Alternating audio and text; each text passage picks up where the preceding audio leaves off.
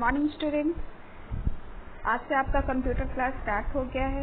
Week में एक class आपका कंप्यूटर रहेगा ट्यूसडे को 9 बजे से।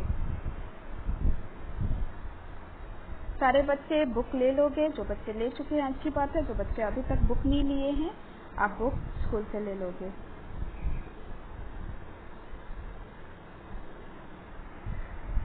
हम लोग स्टार्ट करते हैं। सबसे पहले हम लोग कंटेंट्स देख लेते हैं, हम लोगों को क्या क्या पढ़ना है। फर्स्ट चैप्टर है आपका नो योर कंप्यूटर।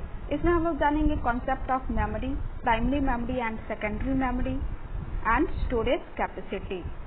नेक्स्ट है आपका ऑर्गेनाइजिंग योर वर्क। इसमें हम लोग देखेंगे फाइल्स एंड फोल्डर्स को हम लोग कैसे मैनेज करते हैं, कैसे सेव करते हैं, ये हम लोग इस चैप्टर में देखेंगे। नेक्स्ट है आपका मोर ऑपरेशंस इन राइटर। राइटर बिल्कुल वर्ड की तरह ही है।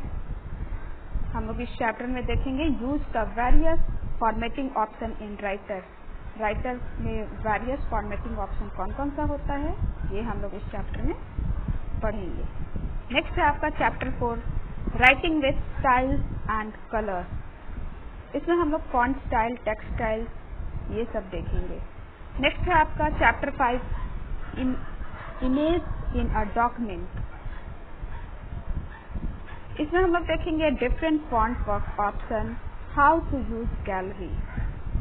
फॉन्ट वर्क को हम लोग कैसे यूज करते हैं और गैलरी को हम लोग कैसे यूज करते हैं, ये हम लोग इस चैप्टर में देखेंगे। नेक्स्ट है आपका chapter 6 advance features in open office writer.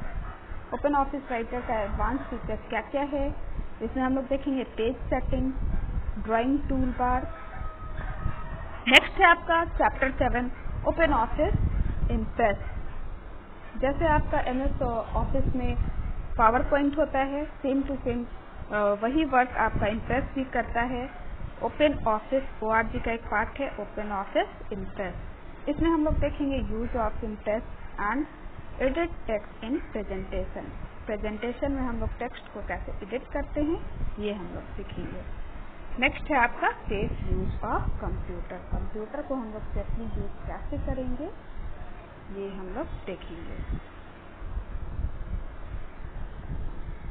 Chapter पे आते हैं। फर्स्ट चैप्टर है आपका know your computer.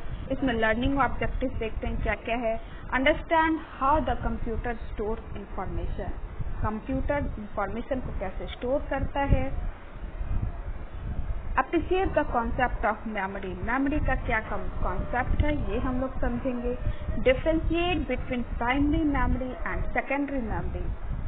Primary memory और सेकेंडरी मेमोरी दोनों में क्या डिफरेंस है, ये हम लोग जानेंगे इस चैप्टर में। And RAM and ROM. RAM and ROM में क्या डिफरेंस है, ये हम लोग इस चैप्टर में सीखेंगे। Appreciate the use of secondary storage media. Secondary storage media का क्या यूज है, ये देखेंगे। Major storage capacity. Storage capacity क्या होता है, ये हम लोग देखेंगे इस चैप्टर में। नेक्स्ट है आपका understand the basic design of computer. Computer का बेसिक डिजाइन क्या है, ये भी हम लोग इस चैप्टर में जानेंगे। Introduction. Computer memory is utilized for storing the data और इंफॉर्मेशन। कंप्यूटर मेमोरी का यूज क्यों किया जाता है, डेटा और इंफॉर्मेशन को स्टोर करने के लिए। It is important to learn about the various types of memory use to store data और इंफॉर्मेशन। और कंप्यूटर में वेरियस टाइप्स का मेमोरी यूज किया जाता है, किस लिए, डेटा और इंफॉर्मेशन को स्टोर करने के लिए। Next, hi friends, I am Tobo. Tobo और डोबो से आप लोग पहले भी मिल चुके हो क्लास 3 में, ठीक है। तो यहाँ भी टोबो और डोबो है, आप ही लोग की तरह दो बच्चे हैं, ये दोनों आपस में कुछ बात करते हैं, देखते हैं हम लोग। I am Tobo, meet my friend Dobo. Dobo let's play a memory game. Dobo बोलता है कि डोबो चलो हम लोग एक मेमोरी गेम खेलते हैं। Dobo, memory game, what is that. अब डोबो को समझ नहीं आता, वो बोलता है मेमोरी गेम, ये क्या होता है। Dobo, it is a game where you need to use your memory. ये एक ऐसा गेम है जहाँ हम लोग अपनी मेमोरी का यूज करेंगे। डोबो, ओके लेट्स प्ले, चलो हम खेलते हैं। Observe the two pictures carefully. Find out any two differences and list these differences in the space provided below. देखिए यहाँ पर दो पिक्चर दिया हुआ है, दोनों में क्या डिफरेंस है ये आपको यहाँ पे जो ब्लैंक दिया हुआ है उसमें आपको लिखना होगा। ठीक है, तो ये आप लोग देखोगे कि दोनों में क्या डिफरेंस है। देखो फर्स्ट में यानी डाइस लिया गया है, फर्स्ट में इसमें क्या है 1 है, सेकंड में 2 है, थर्ड में देखो 5 है, बट सेकंड पिक्चर में थर्ड में तीनों में 5 नहीं है, एक में 3 है, एक 4 है और एक 5 है। ठीक है, तो ये आपका फर्स्ट और सेकंड दो डिफरेंस तो यही आपको दिख गया, और दो लाइन में आप दो डिफरेंस देखोगे और यहाँ पर आप उसको लिखोगे। ये आपका होमवर्क रहेगा, ये आप खुद से कंप्लीट करोगे। जिस बच्चे को समझ नहीं आएगा वो छोड़ दोगे, मैं चैप्टर के लास्ट में आपको एक्टिविटी बताऊंगी।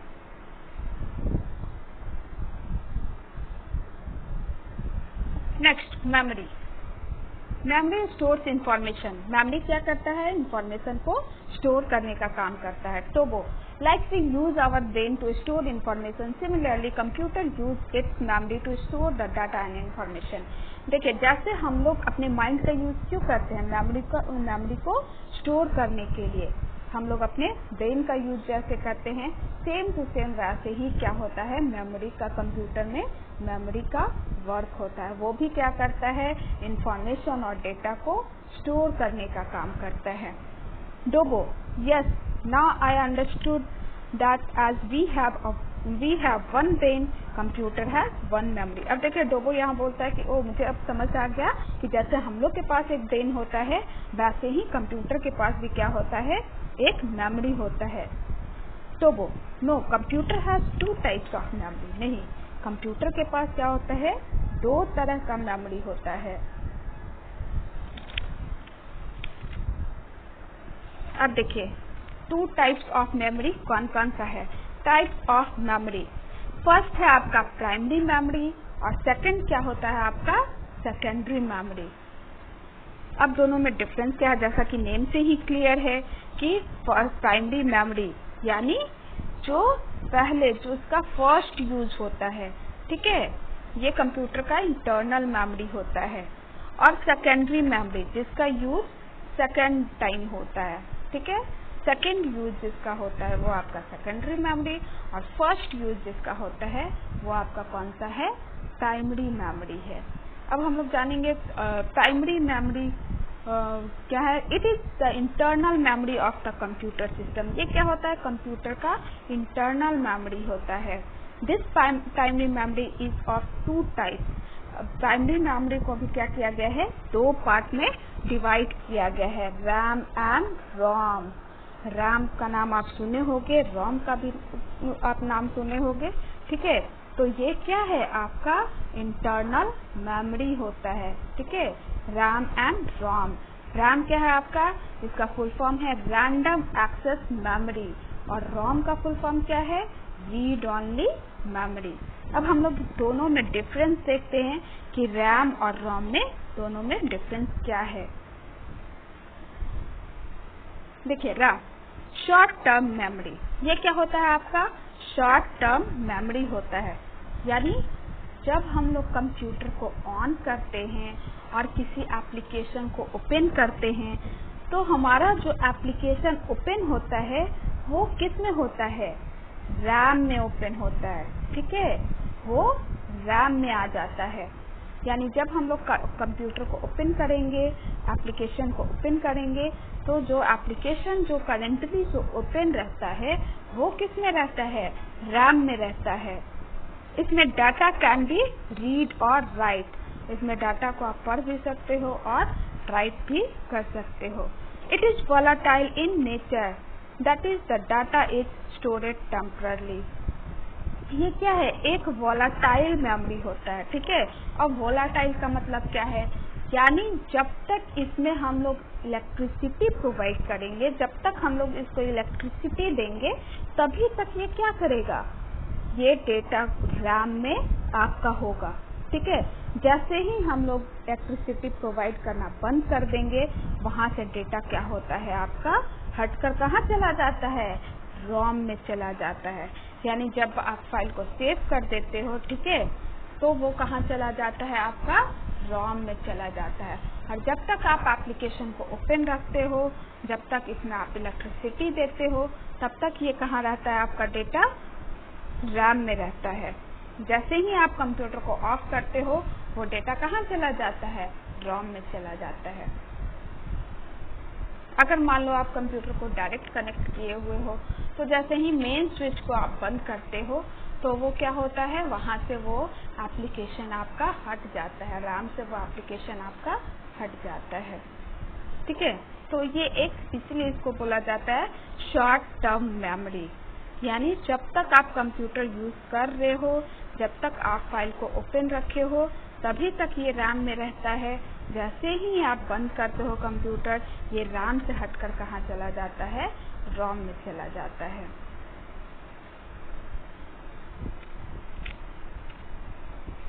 When power switched off, the data is lost. जब पावर हम लोग ऑफ करते हैं, तो यहाँ से डेटा क्या होता है, हट जाता है, डिलीट हो जाता है। It holds the data and instruction required and using during processing.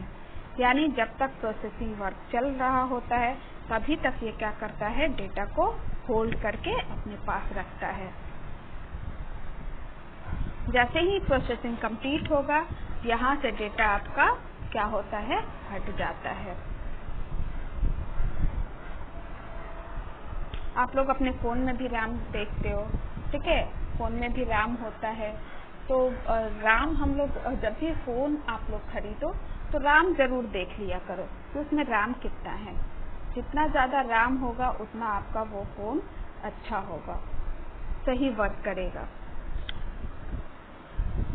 क्योंकि अगर मान लो आप कम जीबी वाला रैम लेते हो, तो उसमें क्या होता है, आप बहुत ज्यादा एप्लीकेशन को इंस्टॉल नहीं कर सकते हो। उससे क्या होगा, अगर मान लो आपके रैम की कैपेसिटी है 10 एप्लीकेशन की, और आपने क्या कर लिया है, 15 एप्लीकेशन या 20 एप्लीकेशन उसमें डाउनलोड करके रखा है, तो उससे क्या होता है, आपका फोन हैंग करना स्टार्ट कर देता है। या फिर मान लो आपने एक साथ बहुत सारा एप्लीकेशन को ओपन करके रखा है, उससे भी क्या होता है, आपका फोन स्लो वर्क करना स्टार्ट कर देता है।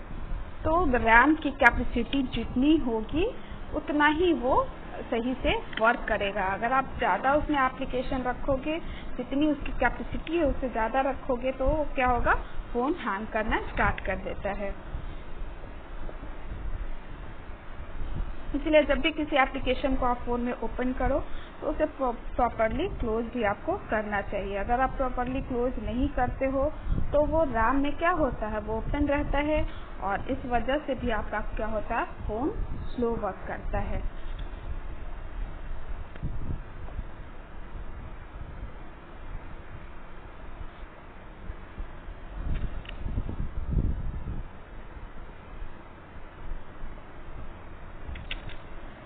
चलिए नेक्स्ट हम लोग देखते हैं रोम। रैम तो आप लोग समझ के क्या होता है। नेक्स्ट हम लोग देखते हैं रोम।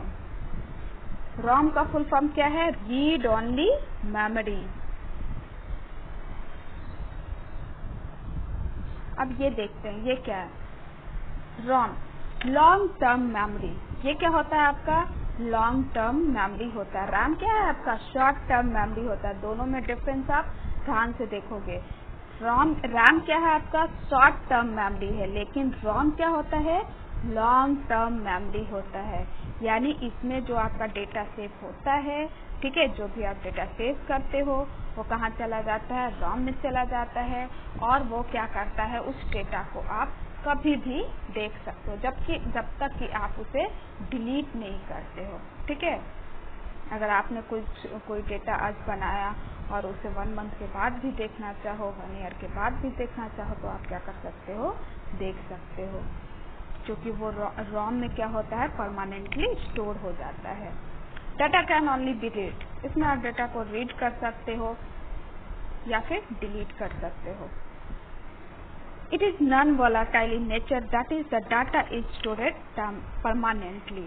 इसे इलेक्ट्रिसिटी से कोई मतलब नहीं होता है, लेकिन रैम को क्या है, इलेक्ट्रिसिटी से मतलब होता है। जब तक आप उसमें इलेक्ट्रिसिटी दे रहे हो तभी तक वो क्या होता है, आपका एप्लीकेशन रैम में होता है। ठीक है, जैसे ही आप इलेक्ट्रिसिटी देना बंद कर देते हो वो वहां से क्या होता है, डिलीट हो जाता है। लेकिन रोम में वैसा नहीं है, इसको इलेक्ट्रिसिटी से कोई मतलब नहीं है। जो फाइल आपने सेव कर दिया वो कंप्यूटर ऑफ करने के बाद भी क्या होगा, आपका उसमें सेव रहता है।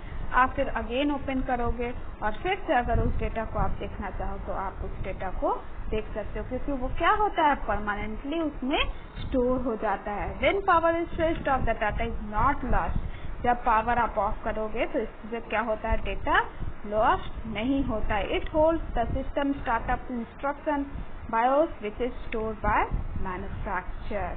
बायोस का फुल फॉर्म क्या हुआ, basic input output system.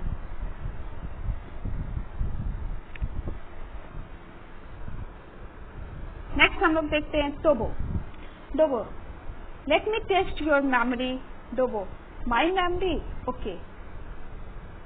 Dobo, switch on your computer system. Can you tell me which memory is used? Dobo, oh simple, primary memory, ROM. But I have never seen RAM and ROM. Dobo, I guess I have a movie on this. Watch the movie. How to identify different components inside the computer. देखिए यहाँ पर एक link दिया हुआ है। ठीक है, activity में देखो एक लिंक दिया हुआ है, इस लिंक को आप लोग को भी देखना है और समझना है कि कंपोनेंट्स कौन कौन से इसमें बताए गए हैं, और जो कंपोनेंट्स इसमें बताए गए हैं उसका नेम आपको यहाँ पर लिखना होगा। ठीक है, 5 कंपोनेंट्स यहाँ पर हैं, तो वो 5 कंपोनेंट्स का नाम आपको यहाँ पर लिखना होगा। तो इस लिंक को सारे बच्चे सर्च करोगे, इस लिंक पे जाओगे और यहाँ जो मूवी है वो देखोगे अच्छे से ध्यान से, और 5 कंपोनेंट्स का नेम आप लिखोगे। आप लोग पहले खुद से ट्राई करोगे, चैप्टर के लास्ट में मैं खुद आपको बताऊंगी फिर।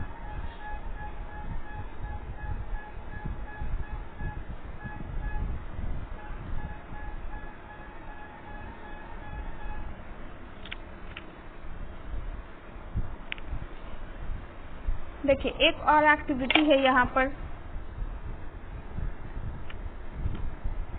इसमें देखो रिकॉल एक्टिविटी में एक और लिंक दिया हुआ है।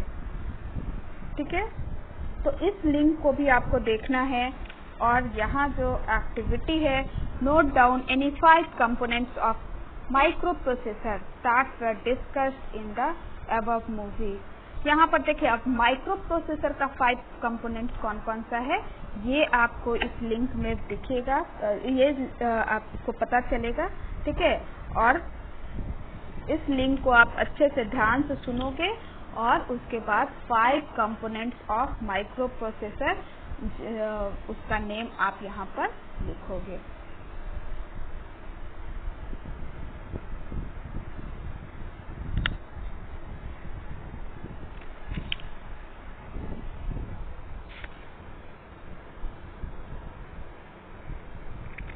जो बच्चे समझ जाते हैं लिंक देखकर, वो आप लोग 5 माइक्रो प्रोसेसर कंपोनेंट लिख लोगे। ठीक है, और जिसे नहीं समझ में आता है वो ब्लैंक छोड़ दोगे, चैप्टर के लास्ट में मैं आप लोगों को बताऊंगी। चलिए आज के लिए इतना ही रहने देते हैं। Okay student, bye bye. Activity आप लोग कंप्लीट करके रखोगे, नेक्स्ट क्लास में मैं सबका एक्टिविटी देखूंगी।